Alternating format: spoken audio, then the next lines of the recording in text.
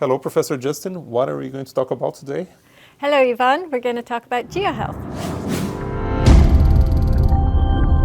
Geohealth is geography and health together, looking at the spatial distribution and the patterns of where diseases and health risks are, and trying to understand what's driving those different patterns. And is it about more demographics or about the physical shape of the places that you're analyzing? It's both.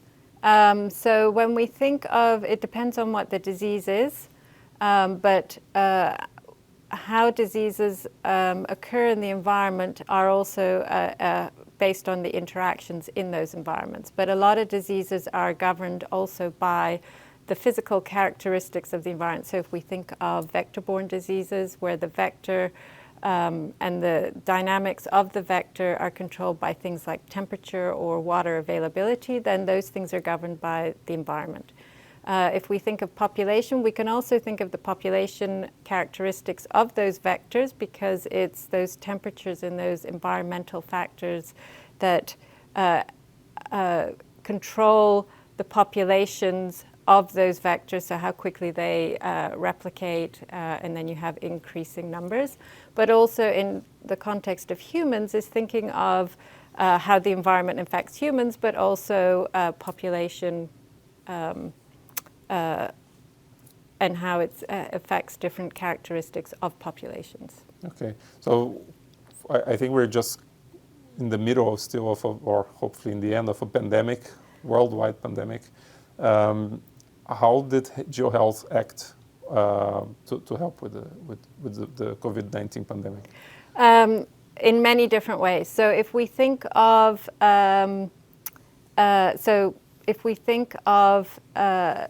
the dashboard that Johns Hopkins put together, where you could see where incidences and cases were being reported over time, you could see how the virus moved from country to country, but also we can use the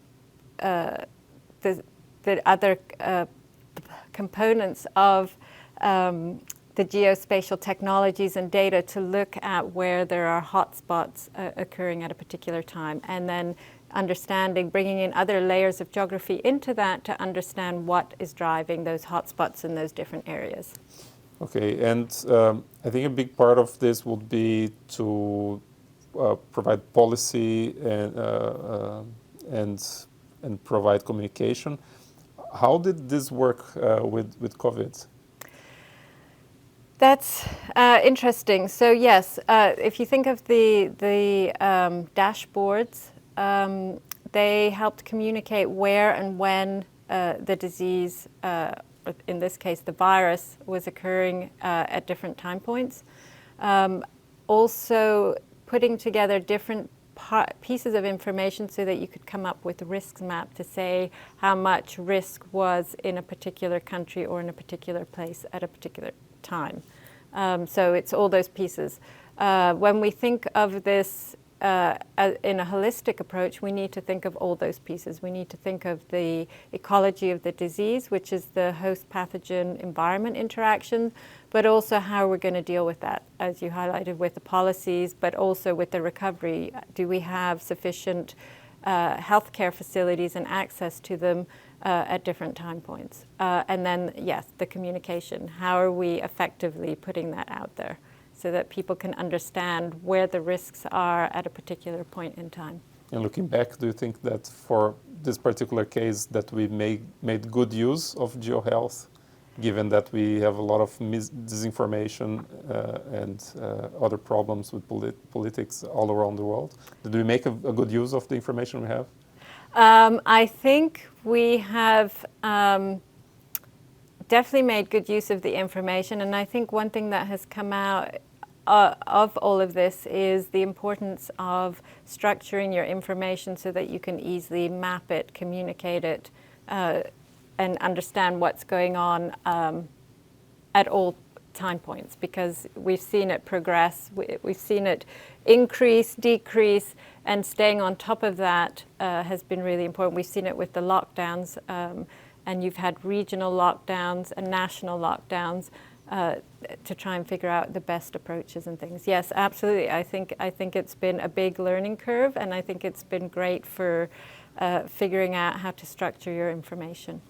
Oh, great. And when it comes to geography, again, to the physical features of land, could you give an example of that? I think I can think of coming from Brazil, I can think of dengue as one of the big problems.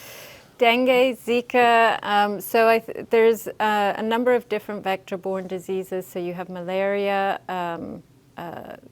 dengue, chikungunya, Zika virus, all of those. And then you also have tick-related vector-borne diseases as well, which is also on the increase. And those are all driven by environmental characteristics, so temperature, rainfall, change in the landscape. So for ticks and things like that, it's the changing of natural forests and things. So people start interacting in those spaces and then get exposed to those viruses and things through those vectors.